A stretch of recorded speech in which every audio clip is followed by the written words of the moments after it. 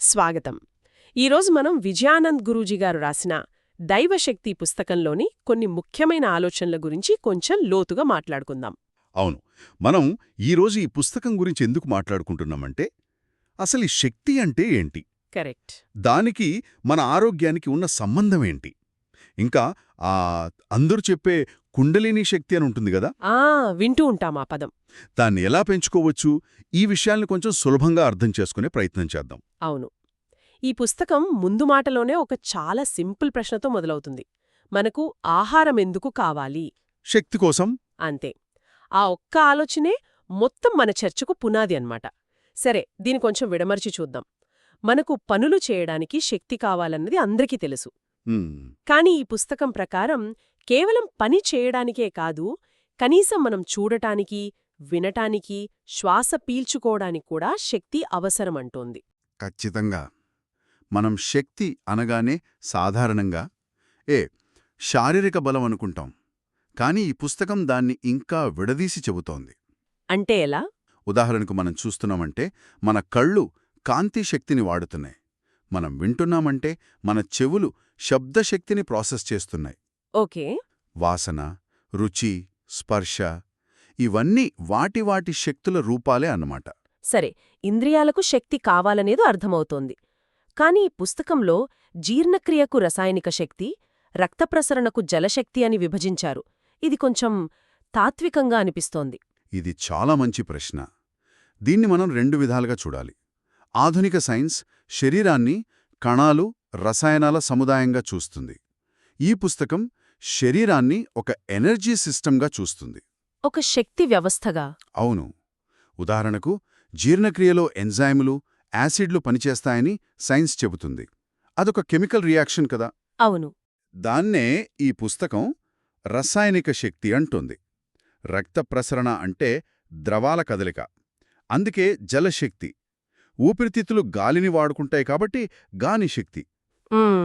పేర్లు వేరైనా అవి చెప్పే ప్రక్రియలు అవే అన్నమాట. సరిగ్గా.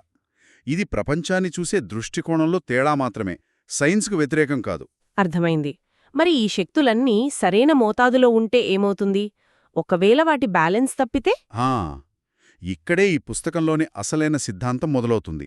ఈ శక్తులన్నీ వాటి మోతాదులో ఒకదానితో ఒకటి సమన్వయంతో ఉన్నప్పుడు ఆ స్థితిని ఆరోగ్యం అంటోంది ఈ పుస్తకం. అంటే సమతుల్యత. సమతుల్యత. ఎప్పుడైతే ఈ బ్యాలెన్స్ దెబ్బతింటుందో, అంటే ఏదైనా ఒక శక్తి అవసరానికి మించి పెరిగినా లేదా తగ్గినా, ఆ స్థితిని అనారోగ్యం అని పిలుస్తుంది. అంటే జ్వరం రావడం, తలనొప్పి రావడం ఇవన్నీ కేవలం ఆ శక్తి అసమతుల్యతకు చిహ్నాలేనంటారా? అంతే. చాలా సరళమైన ఆలోచన ఇది. మరి ఈ అనారోగ్యాలను కూడా ఈ పుస్తకం ఏమైనా వర్గీకరించిందా? అవును. 4 రకాలుగా వర్గీకరించింది. అకస్మాత్తుగా వచ్చి కొద్దికాలం ఉండే జలుబు, జ్వరం లాంటి వాటిని తరుణ వ్యాధి లేదా అక్యూట్ అంటారు. చాలా కాలంగా మనతోనే ఉండే షుగర్, బీపీ లాంటివి దీర్ఘకాలిక వ్యాధి లేదా క్రానిక్. కేవలం మనసుకే పరిమితమైన ఆందోళన, ఒత్తిడి లాంటి వాటిని సైకిక్. ఇక మనసులోని సమస్యలు శరీరంలో కూడా వ్యాధులుగా మారితే వాటిని సైకోసోమాటిక్ అని పేర్కొన్నారు. సైకోసోమేటిక్ విన్నానీ పదం. అయితే పరిష్కారం కూడా అంతే సరళంగా ఉండాలి కదా? ఖచ్చితంగా. ఎక్కువైన శక్తిని తగ్గించడం, తక్కువైన దాన్ని పెంచడం. అంతేనా? అంతే. శరీరాన్ని తిరిగి దాని సహజమైన సమతుల్య స్థితికి తీసుకురావడమే అసలైన చికిత్స అని ఈ పుస్తకం చెప్తోంది. మందులు కేవలం లక్షణాలను అణిచివేస్తాయేమో గాని సమస్య మూలాన్ని సరిచేయవు. అవును. శక్తిని బ్యాలెన్స్ చేస్తే సమస్య మూలాల నుండి నయమవుతుంది అనేది దీని వాదన. ఓకే, శక్తి సమతుల్యత దెబ్బతింటే అనారోగ్యం వస్తుందని అర్థమైంది. మరి అసలు మనలో ఉన్న ఈ శక్తిని, ఈ బ్యాటరీని రీఛార్జ్ చేసుకోవడం ఎలా? ఇక్కడే కుండలినీ శక్తి అనే పదం వస్తుంది. అవును. దాన్ని పెంచుకోవడానికి పంచభూతాల ఆధారంగా ఈ పుస్తకం 4 పద్ధతులను సూచిస్తోంది. ఆసక్తికరంగా ఉంది. ఇందులో ఉన్న విశేషమేంటంటే ఈ పద్ధతులేవి మనం ఎక్కడికో వెళ్లి చేయాల్సినవి కావు. మన దైనందిన జీవితంలోనే ఉన్నాయి. మన ఆహారంలో, శ్వాసలో, మన ఆలోచనల్లోనే. అయితే మొదటిది ఏంటి? మొదటిది భూమితత్వానికి సంబంధించింది అమృతాహారం. అంటే ఆహారం. ఈ పుస్తకంలో తామసిక, రజోగుణ, సత్వగుణాల గురించి ప్రస్తావించారు. అంటే మనం తినే ఆహారం మన మానసిక స్థితిని కూడా ప్రభావితం చేస్తుందనా? ఖచ్చితంగా. ఉదాహరణకు ఉల్లిపాయలు, వెల్లుల్లి, మసాలాలు లాంటివి రజోగుణాన్ని పెంచుతాయని. అంటే మనలో ఆవేశాన్ని, చంచలత్వాన్ని పెంచుతాయని ఈ పుస్తకం చెబుతోంది. ఓ ఓకే. అలాగే మాంసాహారం, మత్తు పదార్థాలు ఇవి తామసిక గుణాన్ని అంటే బద్ధకాన్ని, జడత్వాన్ని పెంచుతాయి. సరే, ఇక మిగిలినవి? ఇక మిగిలిన పండ్లు, కూరగాయలు, మొలకలు లాంటివన్నీ సత్వగుణాన్ని పెంచుతాయి. అంటే మనలో శాంతాన్ని, స్పష్టతను, ప్రశాంతతను నింపుతాయన్నమాట. అయితే కుండలినీ శక్తికి ఈ గుణాలకు సంబంధమేమిటి? కేవలం సాత్విక ఆహారం తింటే శక్తి పెరుగుతుందా? ఈ పుస్తకం ప్రకారం అవును. ముఖ్యంగా వండకుండా పచ్చిగా తీసుకునే పండ్లు, కూరగాయలు అంటే అమృత ఆహారం తీసుకోవడం వల్ల మనలో సత్వగుణం గరిష్ట స్థాయికి చేరుకుంటుంది. హ్మ్. ఎప్పుడైతే మన వ్యవస్థలో ఈ సాత్విక స్వభావం పెరుగుతుందో అది నిద్రాణంగా ఉన్న కుండలిని శక్తిని సహజంగా మేల్కొల్పడానికి ఒక మంచి వాతావరణాన్ని సృష్టిస్తుంది. అంటే ఇది బలవంతంగా చేసే ప్రక్రియ కాదనమాట. అస్సలు కాదు. సరైన ఇంధనం వేయడం వల్ల ఇంజిన్ సాఫీగా స్టార్ట్ అవడం లాంటిది. బాగుంది ఈ పోలిక. సరే, ఇది భూమితత్వం. మరి రెండవది అగ్నితత్వం అంటే సూర్య నమస్కారం. మన సౌర వ్యవస్థలో అతిపెద్ద శక్తివనుడు సూర్యుడు కదా. అవును. దాని నుండి శక్తిని గ్రహించడం ఎలా అనేది ఇక్కడ విషయం. సాధారణంగా మనం సూర్య నమస్కారాలను ఒక ఫిజికల్ ఎక్సర్సైజ్గా చూస్తాం. కానీ ఈ పుస్తకం దాన్ని పూర్తిగా భిన్నమైన కోణంలో చూపిస్తుంది. ఇక్కడ నాకొక విషయం చాలా ఆశ్చర్యం కలిగించింది. సూర్యుడు రోజంతా తన కోణాన్ని మార్చుకుంటూ 12 విభిన్న రకాల శక్తి ఫ్రీక్వెన్సీలను ప్రసారం చేస్తాడని ఈ పుస్తకం చెబుతోంది. ఇది ఎంతవరకు నిజం? ఈ పుస్తకంలోని వాదన అదే. ఉదయం 6 గంటలకు సూర్యుడి కిరణాలు ఒక కోణంలో భూమిని తాకుతాయి. వాటి ఫ్రీక్వెన్సీ ఒకటిగా ఉంటుంది. ఓకే. 7 గంటలకు కోణం మారుతుంది, ఫ్రీక్వెన్సీ మారుతుంది. అలా సాయంత్రం 6 వరకు ప్రతి గంటకు ఒక కొత్త రకమైన శక్తి భూమి మీదకు వస్తుందట. అందుకే రోజంతా పొలాల్లో పనిచేసే రైతులు అంత ఆరోగ్యంగా ఉంటారంటారా? ఖచ్చితంగా. వాళ్లకు తెలియకుండానే ఆ 12 రకాల శక్తులను వాళ్ల శరీరం గ్రహిస్తూ ఉంటుంది. అంటే ఒక రకమైన సోలార్ థెరపీ తీసుకుంటున్నారన్నమాట వాళ్ళు. మరి మనలా ఆఫీసుల్లో, ఇళ్లల్లో ఉండేవాళ్ల పరిస్థితేంటి? సరిగ్గా ఈ సమస్యకే మన పూర్వీకులు సూర్య నమస్కారాలు అనే అద్భుతమైన పరిష్కారాన్ని కనుగొన్నారు. అందులో 12 భంగిమలుంటాయి కదా.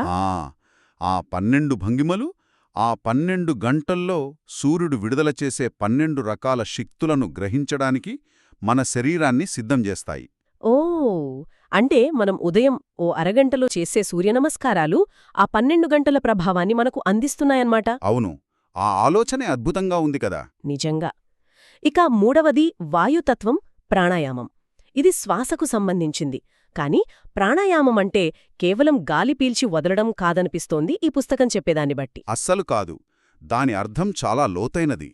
ప్రాణ అంటే జీవశక్తి లేదా లైఫ్ ఫోర్స్.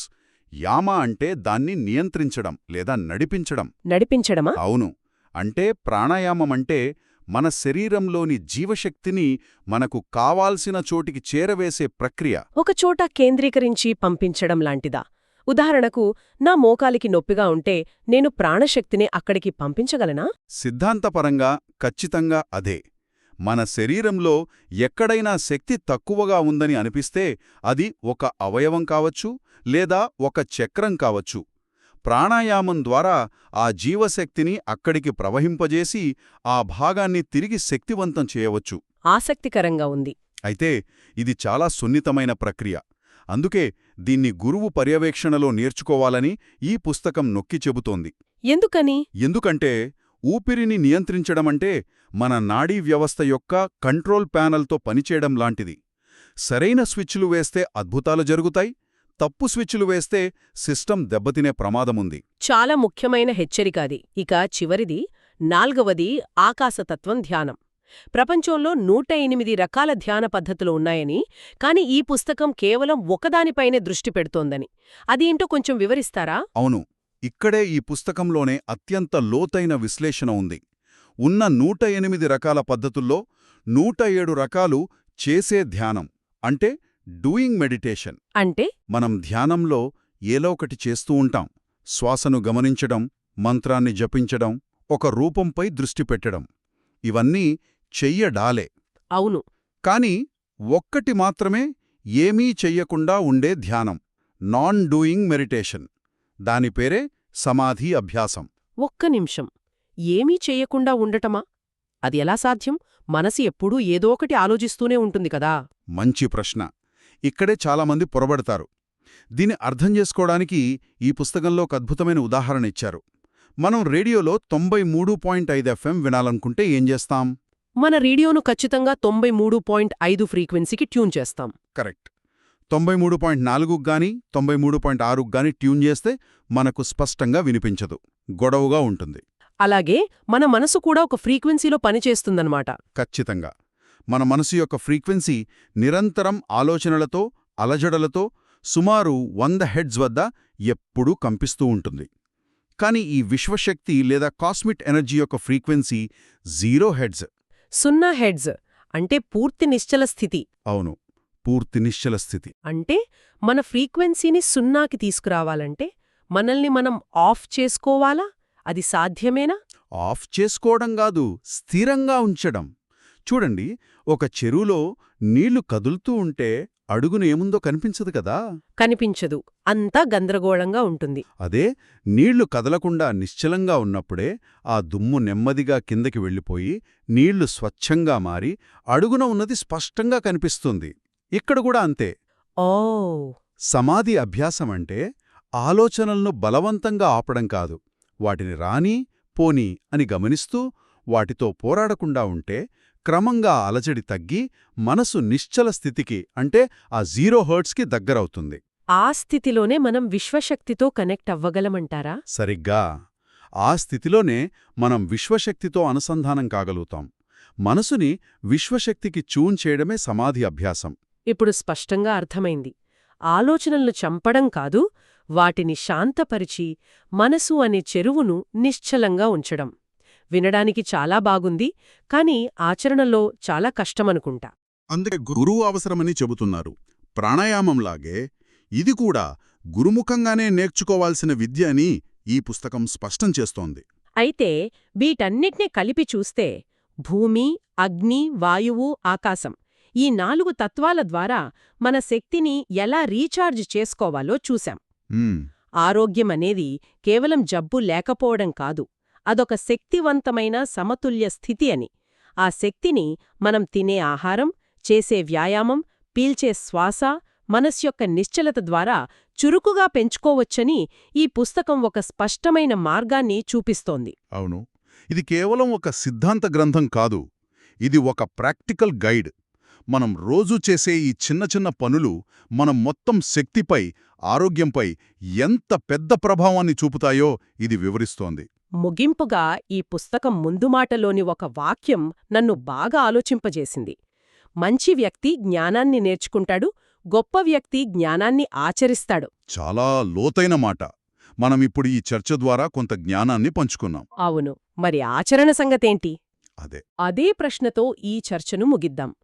ఈరోజు మనం చర్చించుకున్న విషయాల నుండి ప్రేరణ పొంది మన దినచర్యలో ఏదైనా ఒకే ఒక్క చిన్న మార్పును ఒక ప్రయోగంగా చేసి చూస్తే ఎలా ఉంటుంది? ఉదాహరణకు రేపు ఒక్కరోజు సాత్విక ఆహారం ప్రయత్నించడం, లేదా ఉదయం 10 నిమిషాలు సూర్యనమస్కారాలు చేయడం, లేదా కనీసం 5 నిమిషాలు ఏమీ చేయకుండా నిశ్శబ్దంగా కూర్చోవడం. ఏదో ఒకటి. ఆ ఒక్క చిన్న అడుగు మన శక్తి సమతుల్యతలో ఎలాంటి మార్పు తెస్తుందో గమనిస్తే బహుశా అదే గొప్ప ఆచరణకు తొలిమెట్టవుతుందేమో.